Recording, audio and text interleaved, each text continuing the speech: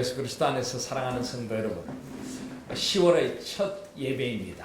오늘이 10월 2일인데요. 저희들에게 하나님께서 놀라운 은혜의 10월을 허락해 주셨습니다. 저희들은 지금 이렇게 힘들고 불편한 가운데 예배를 드리고 있지만은 하나님께서 이제 이 10월 우리에게 예비하신 놀라운 은혜와 영광을 보여주실 줄 믿습니다. 아니 이미 하나님께서 그 일을 우리 가운데 역사로 보여주고 계시고 또 오늘 예배 후에도 여러분들에게 말씀을 드리겠습니다. 고난과 아픔과 시련의 여름을 지나 이제 우리에게 은총의 가을이 새롭게 열려집니다. 이 10월이 저와 여러분 우리 모두 우리 하나님 교회 하나님께 주시는 놀라운 비전의 역사를 볼 수 있는 10월이 될 수 있기를 소망합니다.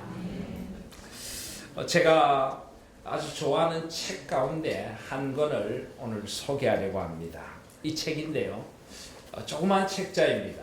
제목은 내 하나님은 너무 작다. Your God is too small 이라고 하는 책입니다. 내 하나님은 너무 작다. 이 책은 영국의 유명한 성경학자이고 또 저술가이고 목회자이기도 했던 잔 필립스 목사님이 1950년대에 처음 저술한 책입니다. 그 외에 이 책이 우리나라에도 여러 번 번역이 되었습니다. 내 하나님은 너무 작다 이렇게 번역되기도 하고 당신의 하나님은 누구신가 이런 제목으로 최근까지 이 책이 계속 번역이 되고 있는 책입니다. 이 책은 20세기 기독교인들이 뽑은 가장 위대한 도서 100권 가운데 한 권으로 뽑힌 책입니다. 이 책이 왜 그렇게 그리스도인의 가슴에 깊은 울림을 주었을까요? 이 책의 제목 그대로 내 하나님은 너무 작다.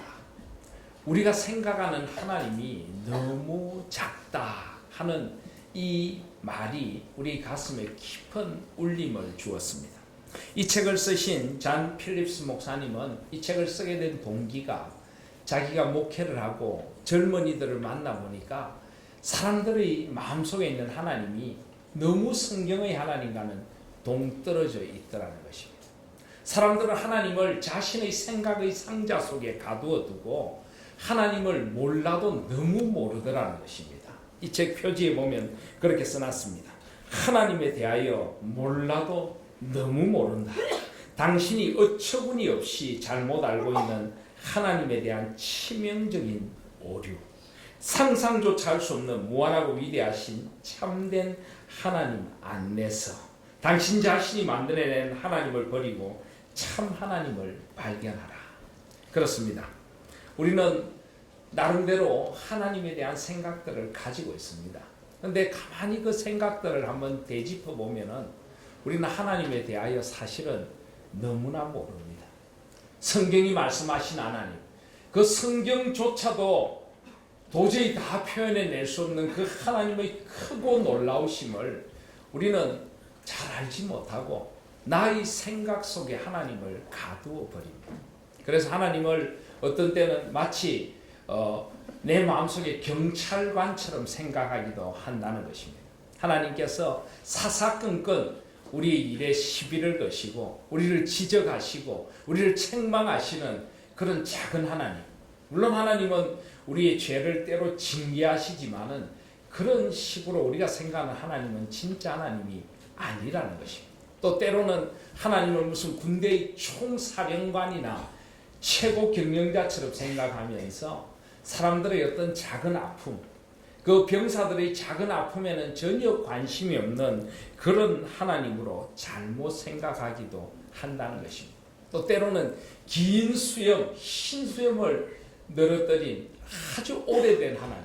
그래서 하나님은 몇천 년 전에 이래나 관계 있고 지금 이 현대 기술 문명이 발달한 이 시대와는 관계가 없는 그런 하나님처럼 생각하기도 한다는 것입니다. 우리의 삶과는 무관한 하나님. 지금 내가 인생에서 당하는 고통과 아픔과 슬픔에는 전혀 관심도 없고 알지도 못하시는 그런 하나님. 그런 하나님으로 하나님을 가두어버렸다. 이것이 바로 이 책의 주제인 것입니다. 사랑하신 여러분, 물어보고 싶습니다.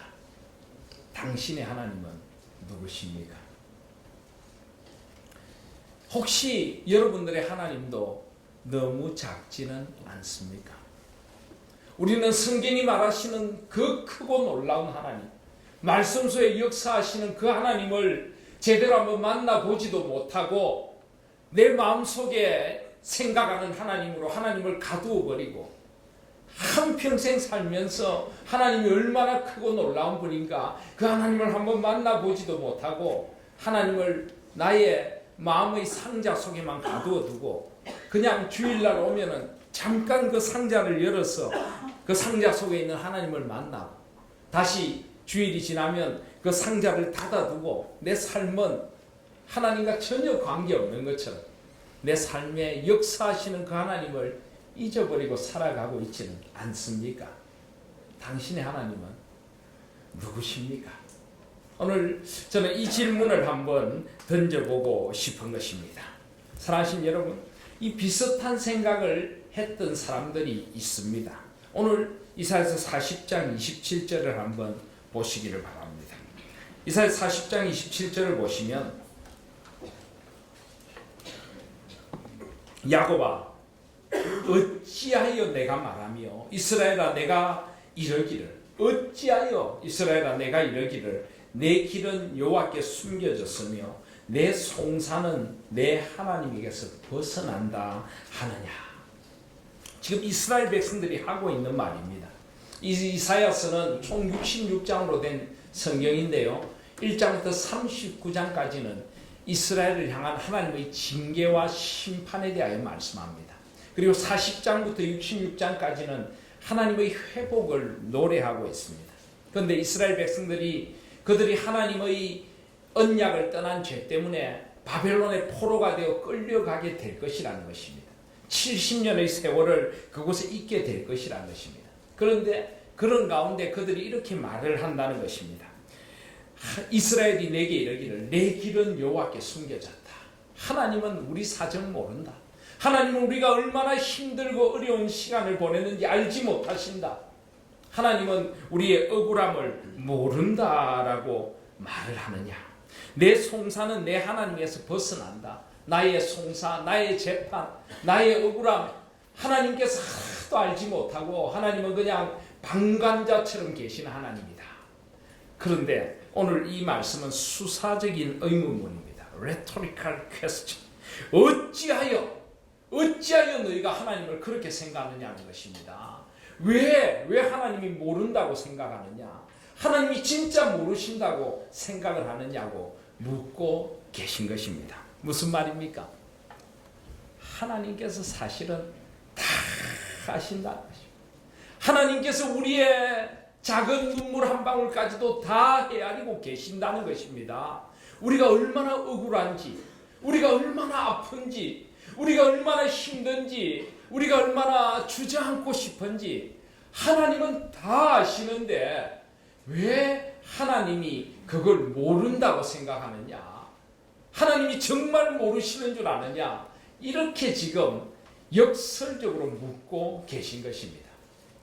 사랑하신 여러분, 이것이 혹시 우리의 모습은 아닙니까? 솔직히 우리의 마음에 손을 얹고 한번 생각해 보십시오. 여러분은 하나님이 여러분의 아픔을 다 헤아리신다는 것을 정말 믿으십니까? 여러분은 하나님께서 우리의 억울하고 힘든 형편을 다 하나하나 다 알고 계신다고 정말 믿으십니까?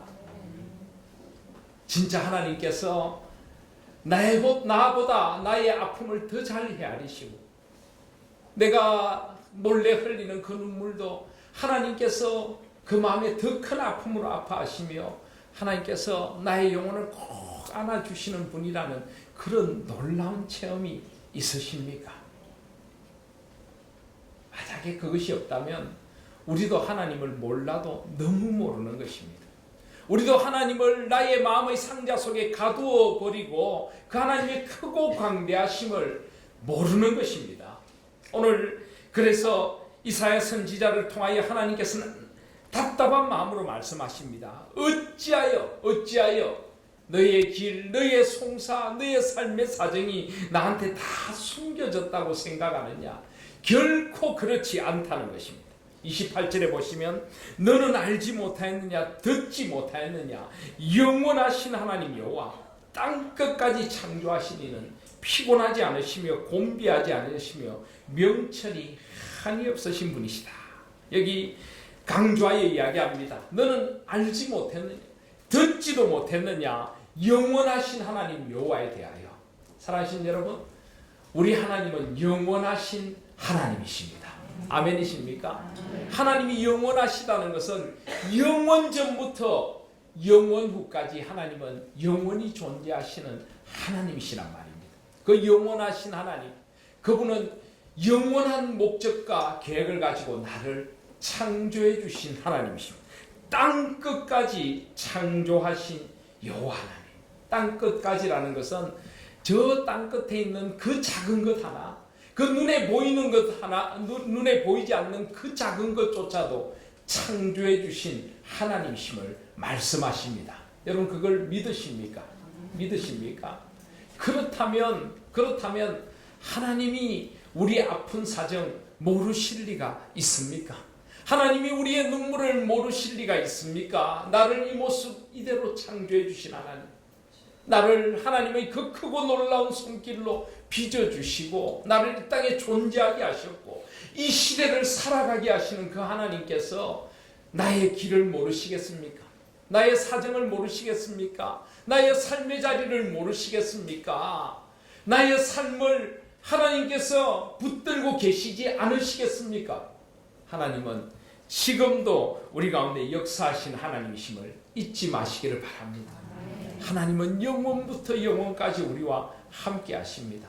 정말 이것을 믿게 된다면, 정말 우리의 영혼의 눈이 열려서 나와 함께 하시는 그 영원자 하나님, 창조주 하나님을 우리가 믿고 알게 된다면 우리 인생은 달라집니다. 달라질 수밖에 없습니다. 그 영원하신 하나님 앞에서 잠깐 눈에 보이다가 사라질 그것들을 하나라도 더 움켜쥐려고 아둥바둥 사는 그런 인생이 아닌 영원을 사모하며 영원을 살아가는 인생으로 우리가 새롭게 되어져야 하는 것입니다. 물론 우리는 바쁘고 힘들고 피곤한 인생을 살아갑니다. 그러나 하나님께서 우리에게 찾아오셔서 그 피곤하고 힘든 인생에 함께 해주시고 영원한 소망을 주시며 그 영원자 하나님이 나를 붙들고 계신다는 것을 믿는다면 그 하나님을 새롭게 우리가 바라볼 수 있다고 오늘 성경은 말씀하고 있는 것입니다. 그래서 오늘 26절 말씀을 보십시오. 너희는 눈을 높이 들어 누가 이 모든 것을 창조하였나 보라. 눈을 높이 들라고 말씀하십니다. 사랑하신 여러분, 지난 한 주간 살아가면서 여러분 하늘을 한번 쳐다보셨습니까?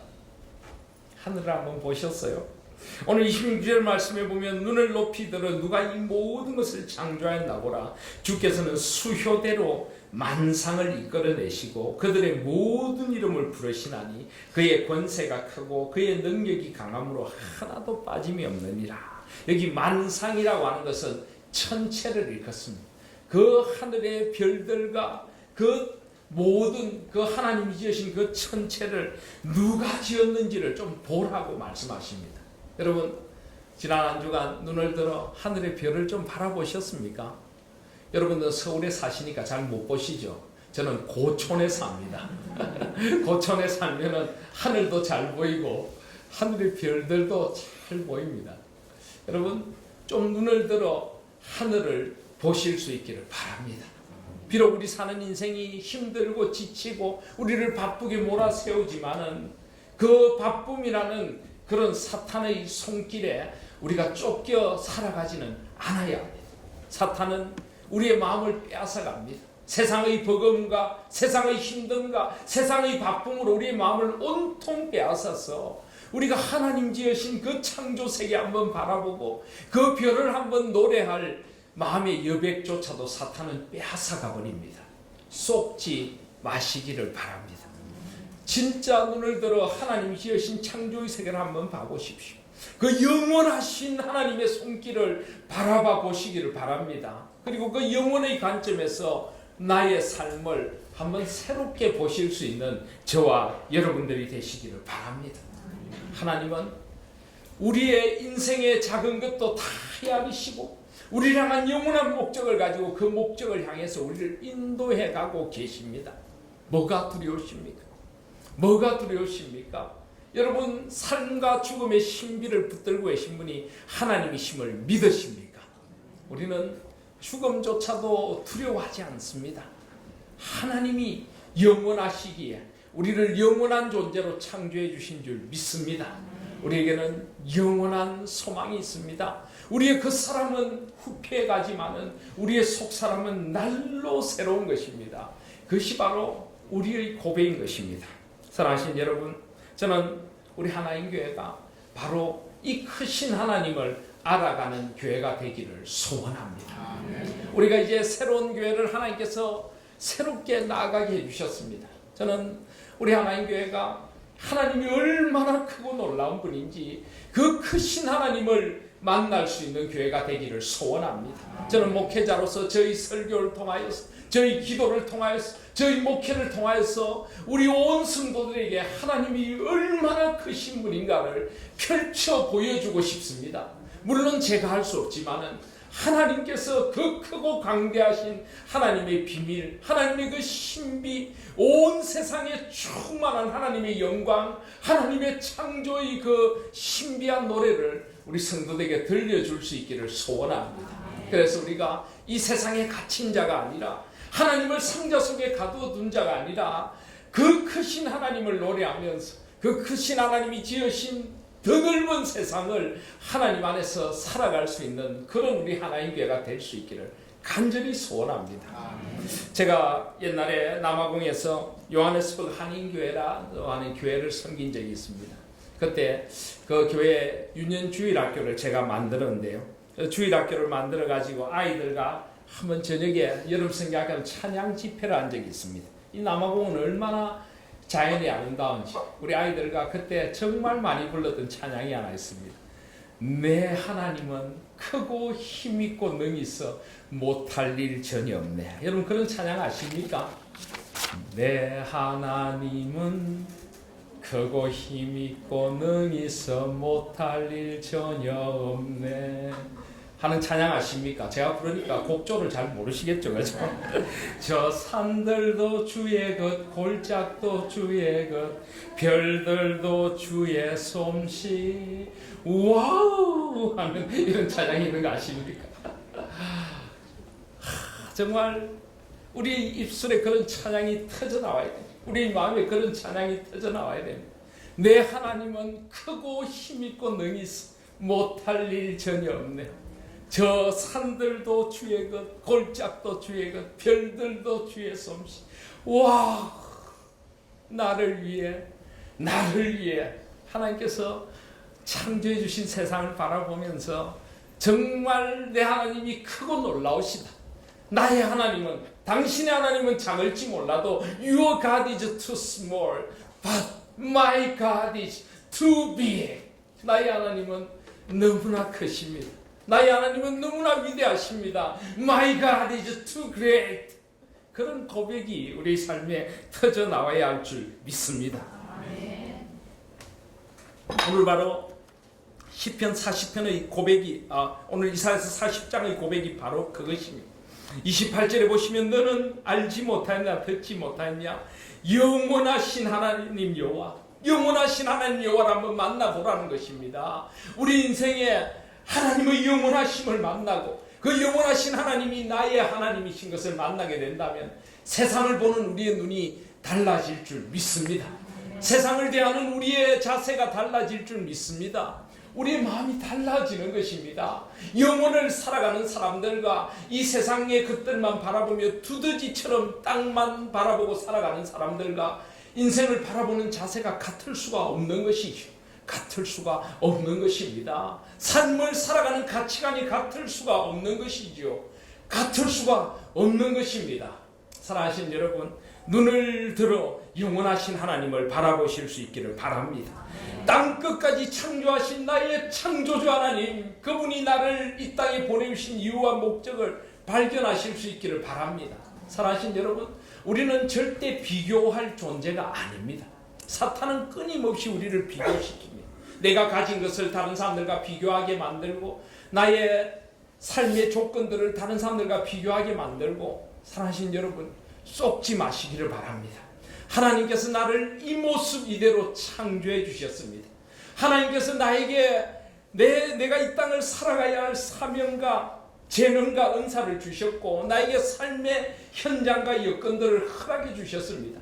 그 자리에서 살아계신 하나님을 만나실 수 있기를 바랍니다.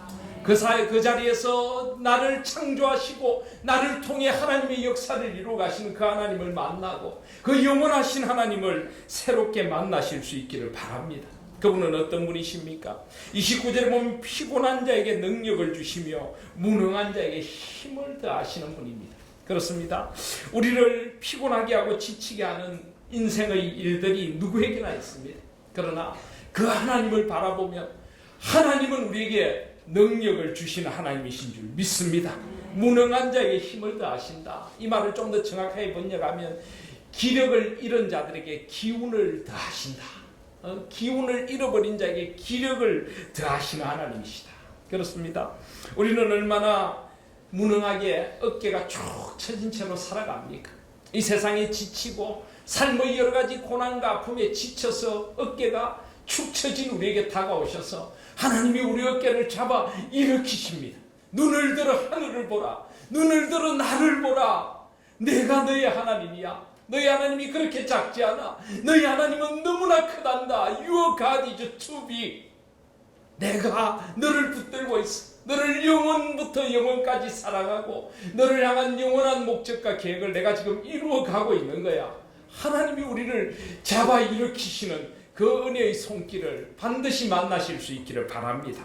저는 우리 하나님교회가 그 손길을 노래하는 교회가 될 수 있기를 원합니다. 하나님이 얼마나 크고 놀라운 분이신지 우리 만남에 그 간증이 있기를 소원합니다.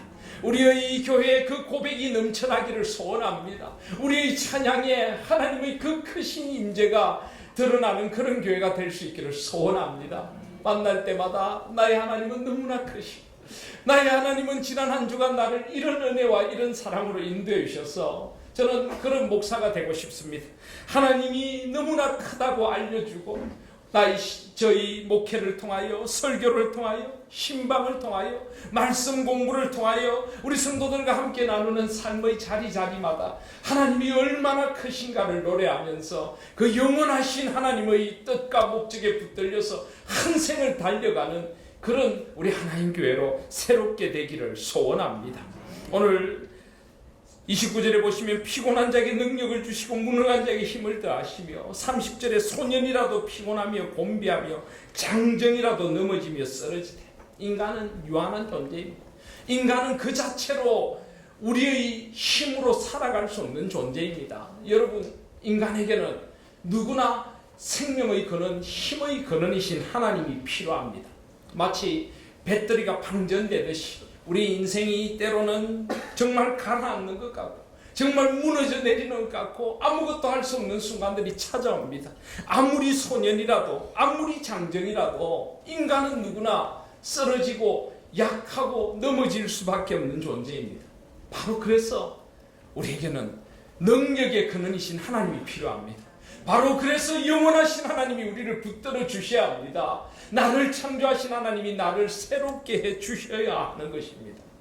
그래서 31절 말씀에 보시면 오직 여호와를 앙망하는 자는 새 힘을 얻으리니 독수리가 날개치며 올라간 같을 것이요 다른 박질하여도 곤비하지 아니하겠고 걸어가도 피곤하지 아니하리로다. 아멘.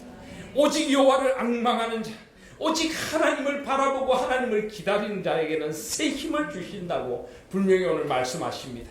독수리가 날개치며 올라간 같은 은혜를 주실 줄 믿습니다. 사랑하신 여러분, 이제 하나님만 바라보십시다.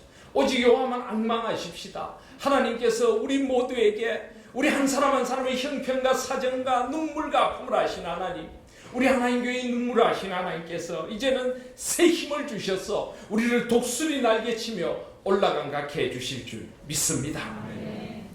이런 말씀을 드리면 어떤 분들 가운데는 이런 생각을 하는 분이 있습니다. 목사님, 그건 알겠는데 왜 제 삶에는 그런 하나님의 능력과 은혜가 안 임합니까? 왜 제 삶은 이렇게 지치고 힘듭니까? 하나님이 저를 사랑하지 않는 겁니까? 말씀은 이렇게 이야기를 하시지만은 영원하신 하나님, 창조주 하나님이 지금도 크고 놀라우신 하나님으로 살아 역사하신다는데 왜 제 삶에는 그게 느껴지지 않습니까? 왜 제 삶은 자꾸만 밑으로 가라앉는 것 같고 자꾸만 처지는 것 같고 나는 그런 하나님의 은혜에서 소외되어 있는 사람 같은데요. 솔직히 이런 고백을 하고 싶은 분들이 우리 가운데 계시리라고 생각합니다. 저도 그런 생각이 들 때가 있습니다. 그 이유가 무엇입니까? 하나님은 영원하신 하나님이시고 우리의 창조주시고 우리를 그토록 사랑하시고 너무나 크신 하나님이신데 왜 우리 인생은 이렇게 자꾸만 초라하게 느껴집니까? 왜 그렇습니까? 사랑하신 여러분, 그 답도 저는 오늘 31절 말씀에 있다고 생각합니다. 오직 여호와를 앙망하는 자는 새 힘을 얻으리니 독수리가 날개치며 올라간 같을 것이라. 왜 하나님께서 하필 독수리가 날개치며 올라갔다고 하셨을까요? 왜 독수리 이야기를 하십니까? 성경에 보면은 하나님께서 우리를 다루시고 우리를 인도하시는 방법을 독수리 날개로 비교하는 구절들이 많이 있습니다. 예를 들어 출애굽기 19장을 보시면은 시내산 언약을 맺으며 출애굽기 19장 4절에 보면 내가 애굽 사람에게 어떻게 행하였습니까? 내가 어떻게 독수리 날개로 너희를 업어 내게로 인도하였음을 너희가 보았느니라. 독수리 날개로 업어서 옮기셨다. 신명기 32장을 한번 보실까요? 이 말씀을 한번 같이 봤으면 좋겠습니다. 신명기 32장 10절, 11절, 12절입니다. 구약성경 313면에 있습니다.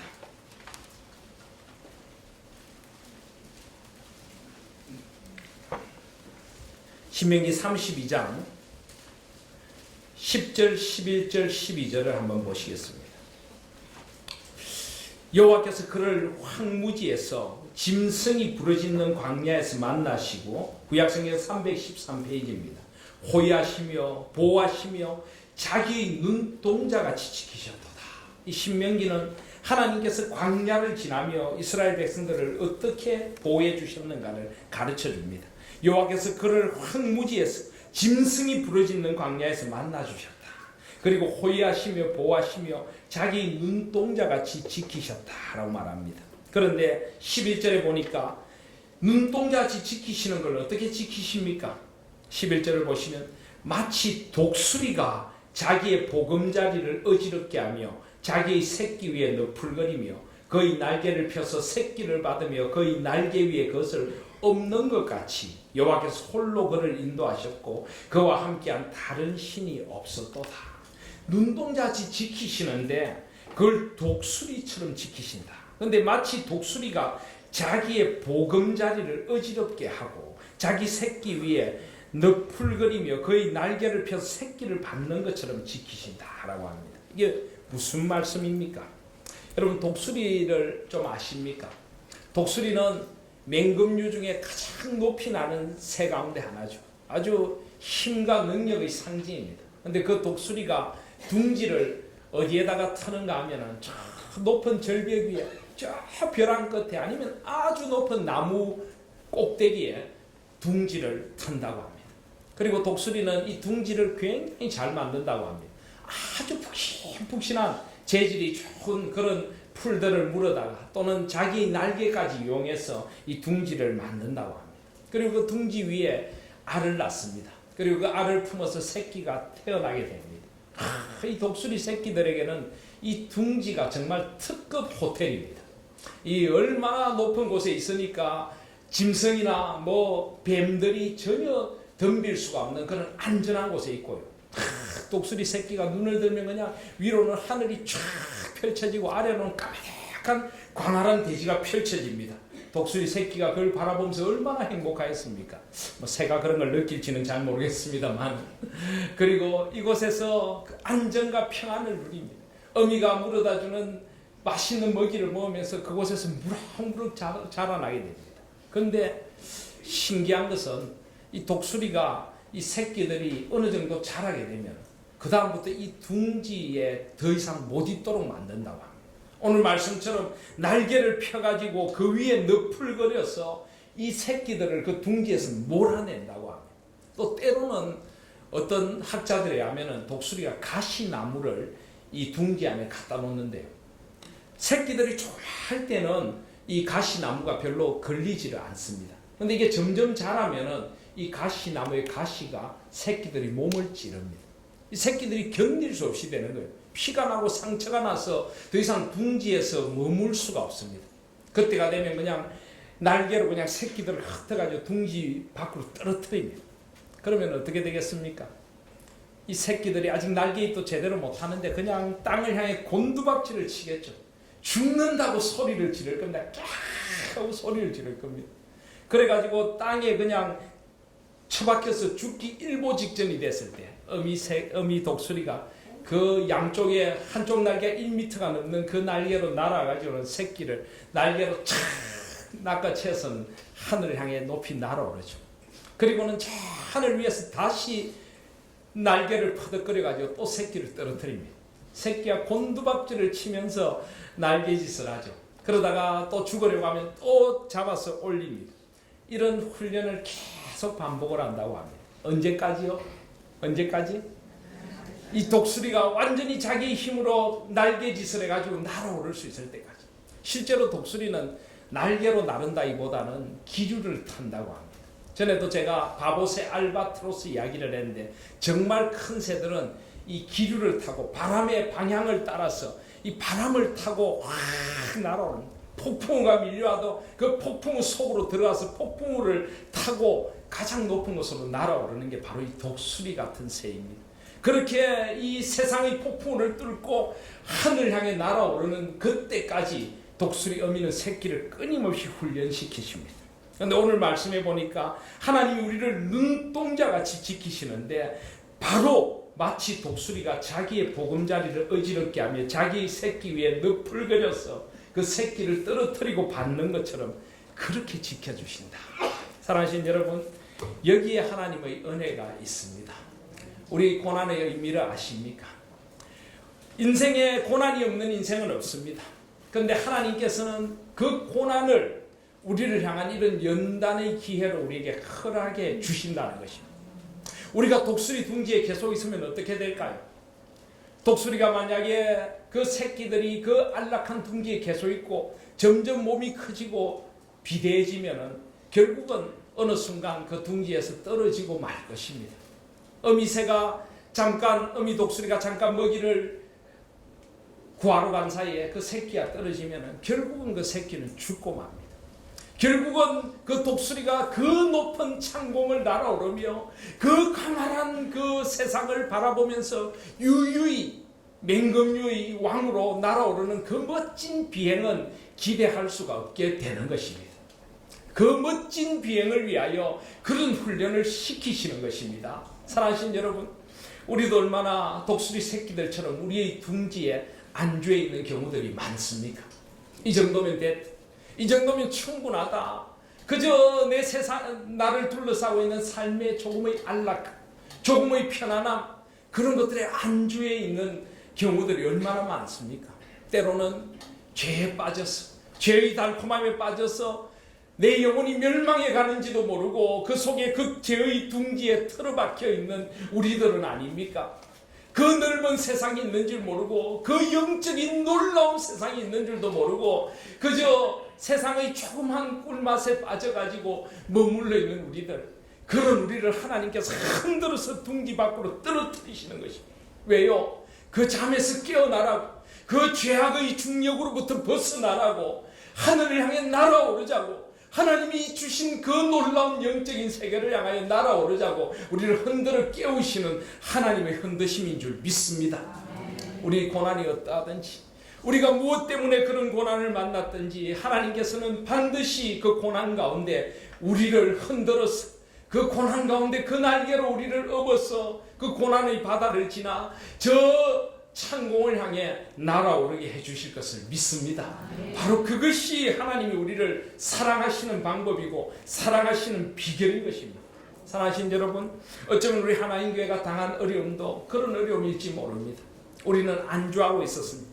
우리는 이만하면 됐다고 생각했습니다. 우리 교회는 문제가 없다고 생각했습니다. 하나님이 주인 되시는 교회를 잘 이루어간다고 생각했습니다. 하나님 보시기에 우리는 뭔가 잘못되고 있었던 것입니다.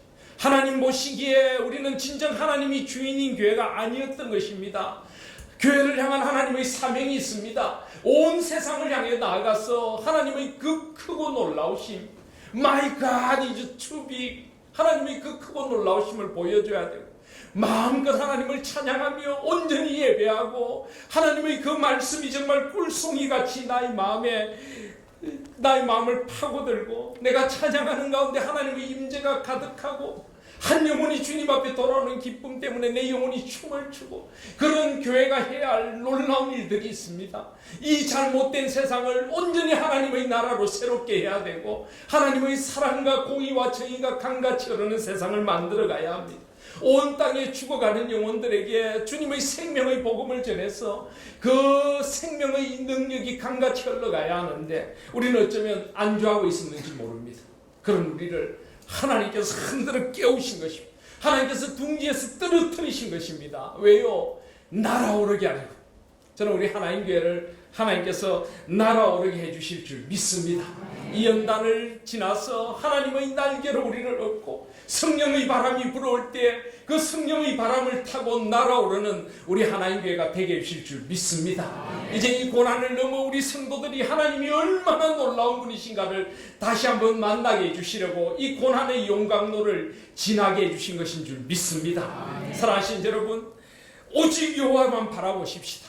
오직 주님만 바라보게 하려고 우리는 너무나 많은 것들을 바라보며 살았습니다. 세상의 칭찬을 바랐고, 우리의 삶의 자리에 우리가 바라봐야 될 것들이 너무 많아서 하나님을 향한 우리의 눈을 잃어버렸습니다.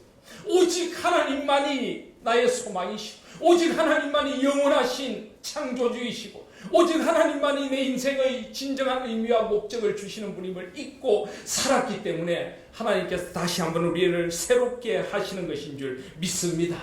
사랑하신 여러분, 이제 이 우리에게 주신 이 놀라운 은총과 부흥의 역사 앞에서 다시 한번 오직 여호와만 앙망하실 수 있는 저와 여러분들이 되시기를 바랍니다.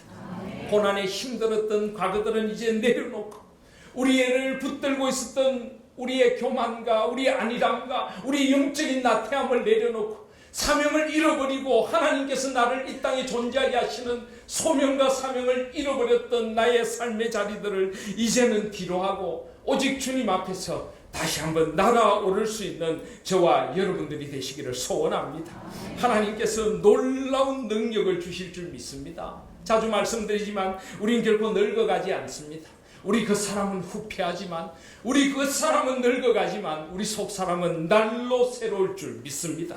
시편 103편의 고백처럼 하나님께서 우리의 모든 죄악을 사하시며 우리의 모든 병을 고치시고 생명을 파멸에 속량하시고 인자와 긍휼로 간을 씌우시며 좋은 것으로 내 소원을 만족하게 하사 내 청춘으로 독수리같이 새롭게 하시는도다.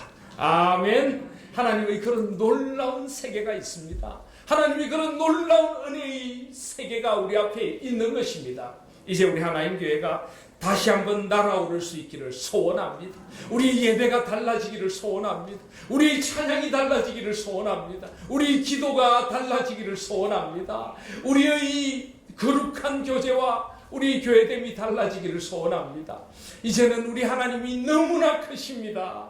My God is too big, too great. 그 고백을 하면서 그 크신 하나님 앞에서 독수리 날개치며 올라가듯이 새롭게 되시는 저와 여러분들 우리 하나님 교회가 되기를 소원합니다.